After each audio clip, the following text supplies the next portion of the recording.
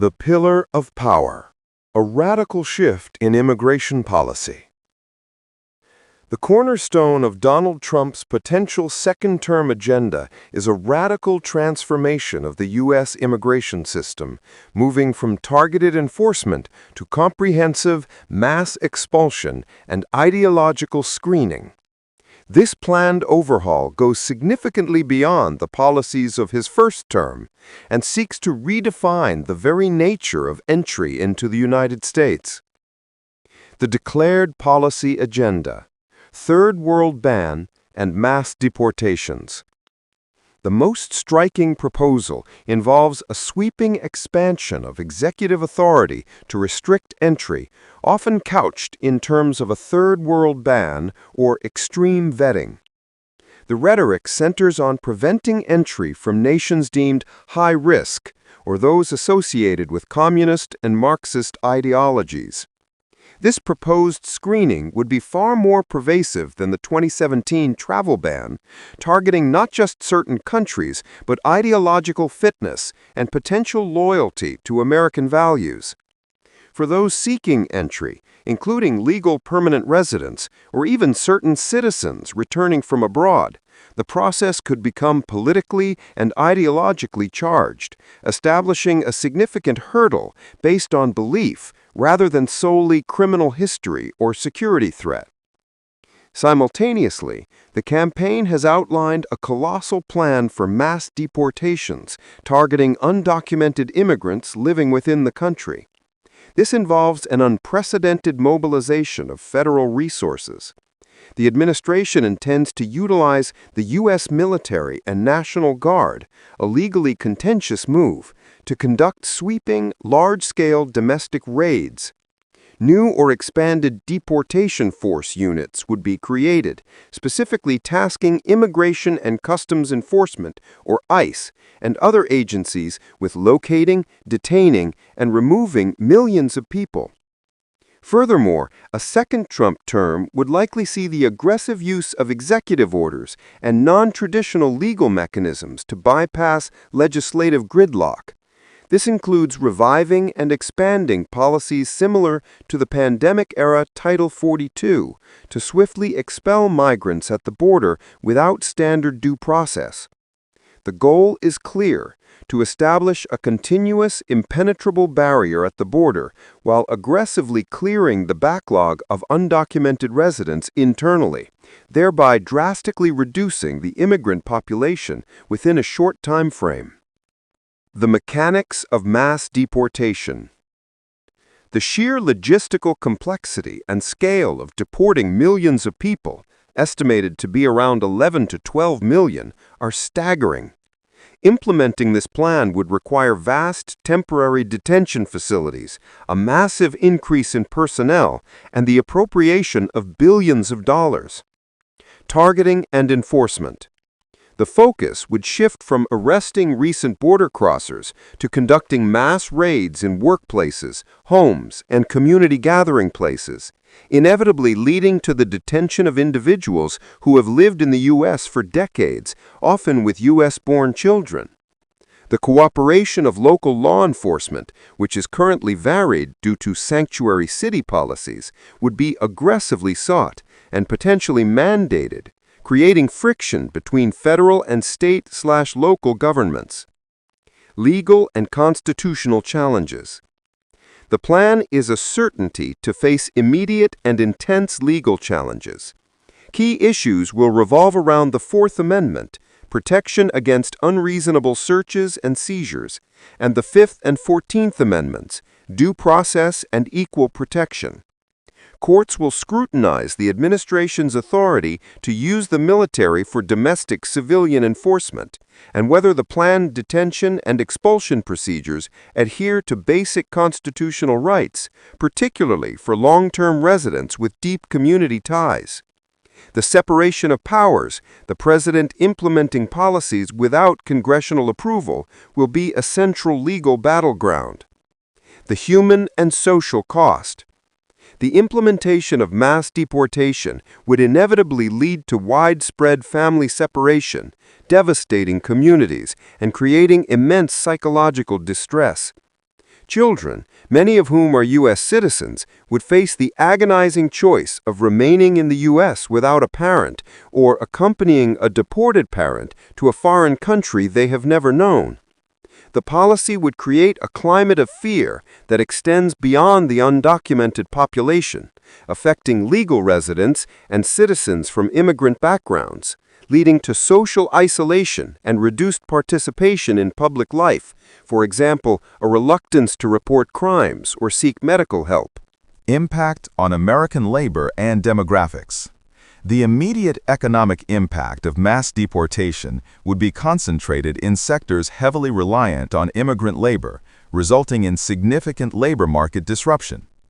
Disruption of key sectors. Industries like agriculture, construction, meatpacking, and hospitality would be immediately impacted. For example, a significant portion of farm labor is performed by undocumented workers. Their removal would lead to severe labor shortages, potentially causing crop failure and significant input costs for businesses. Wage effects and inflation. The economic theory suggests that removing a large portion of the low-skilled labor force should, in the short term, increase wages for the remaining low-skilled native-born workers. However, empirical evidence suggests the immediate effect is often inflationary, as labor shortages drive up business operational costs, which are then passed on to consumers. Furthermore, the loss of immigrant consumption and tax revenue would negatively affect local economies, particularly in states with high immigrant populations. Demographic change. In the long term, mass deportations would further strain a U.S. population that is already experiencing slowing growth and rapid aging. Immigrants often counteract declining native birth rates, providing a younger workforce to support the Social Security and Medicare systems. A policy that drastically reduces both legal and illegal immigration would exacerbate demographic imbalances, placing greater pressure on future generations to support an aging society. Popularity, polarization, and the political landscape. Donald Trump's political power is not derived from broad consensus, but from an unparalleled ability to command a fervent base, a phenomenon that results in a unique, highly polarized approval rating trajectory. Trump's approval rating trajectory. Throughout his time in office and since, Trump's approval ratings have remained remarkably stable and historically low relative to past presidents, yet simultaneously rock solid among his core Republican supporters. The baseline, the 40% floor. Trump's approval typically hovers between 40 and 45%, representing a loyal base of Republican and white working-class voters who approve of his policies regardless of controversy or external assessment. This group views him not merely as a politician, but as a cultural defender battling institutional corruption, a view that inoculates him from negative media coverage. The polarization effect. The stability of his support is mirrored by the entrenched opposition, creating a 55% ceiling of voters who are unlikely to ever approve of his performance. This extreme polarization means that major policy announcements, especially radical ones like the mass deportation plan, do not significantly shift the overall approval numbers. Instead, they serve to energize both sides, rallying his base in support of the policy and galvanizing the opposition against it. This pattern breaks the historical norm where presidential approval often fluctuates wildly based on economic conditions or foreign crises. The impact of policy on public life. A second Trump term, characterized by an aggressive policy agenda and populist rhetoric, would likely intensify the already volatile nature of American public life. The culture wars. Policies centered on ideological vetting and immigration restrictions feed directly into the ongoing culture wars, intensifying conflict over national identity, social values, and the role of diversity in American life. Political battles would shift increasingly from Washington to local school boards, city councils, and cultural institutions, where the implementation and resistance to federal mandates would take place. Erosion of institutions. the administration's stated intent to exert greater control over independent federal agencies, including potential influence over the Justice Department and, most controversially, the Federal Reserve, raises concerns about the erosion of institutional norms. A systematic effort to staff the civil service with loyalists and challenge the independence of these bodies could undermine public trust in government impartiality and the rule of law. State-level politics and resistance.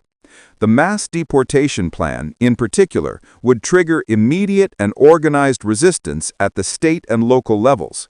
Sanctuary cities and progressive states would likely challenge federal authority through court actions and non-cooperation agreements, leading to a significant federal-state conflict over enforcement powers. This conflict would make national policy implementation deeply uneven and legally challenging. Economic policy and global market volatility.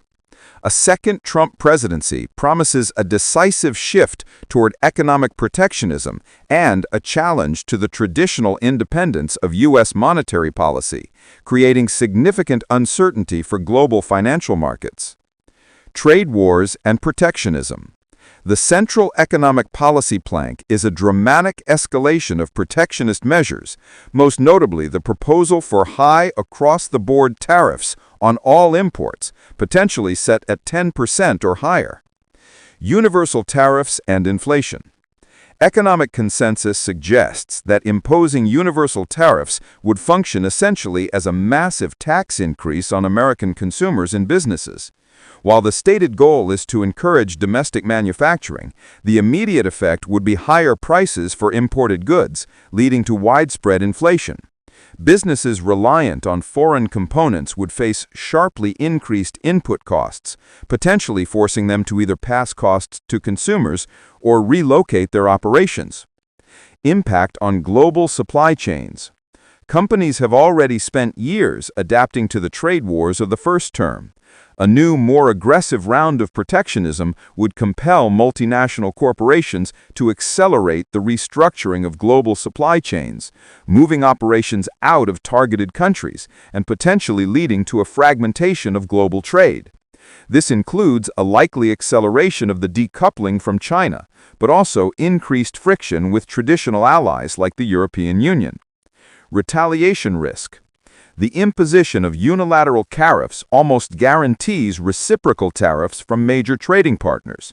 The EU, China, India, and others would likely retaliate with duties on American agricultural and manufactured goods, harming American exporters and farmers, thereby undermining any perceived domestic economic benefit.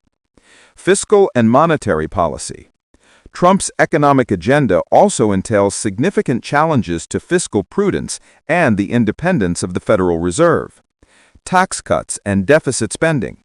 The administration would likely push for new rounds of tax cuts, potentially favoring corporations and the wealthy, continuing the fiscal strategy of the first term. These cuts, combined with the expensive implementation of mass deportation and increased military spending, would significantly expand the national debt and annual deficit, leading to long-term fiscal instability. Federal Reserve independence. Trump has been openly critical of the Federal Reserve's independence, particularly when interest rates rise. A second term could see sustained political pressure exerted on the Fed to maintain low interest rates, regardless of inflationary pressures. This clash between the executive branch and the monetary authority would destabilize financial markets, which rely on the Fed's political distance to credibly manage the money supply and inflation.